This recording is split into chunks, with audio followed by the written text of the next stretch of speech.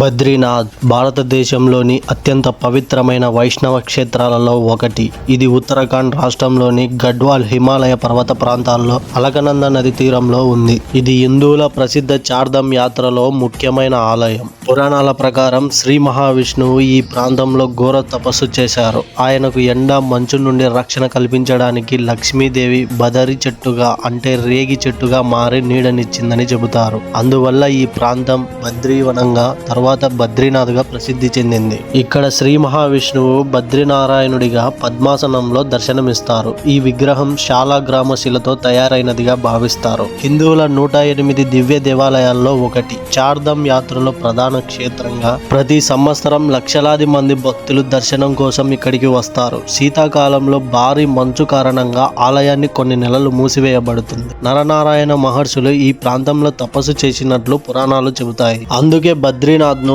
మోక్షప్రదాయక క్షేత్రంగా భావిస్తారు. అలాగే మీలో ఎవరైనా బద్రీనాథ్ కు వెళ్ళిన వారు ఉంటే ఎలా ఉంటుందో కామెంట్ చేయండి. అలాగే ఇలాంటి మరెన్నో అద్భుతమైన చరిత్రల కోసం మన ఛానల్ ని లైక్ చేసి, షేర్ చేసి, కామెంట్ చేసి సబ్స్క్రైబ్ చేసుకోండి.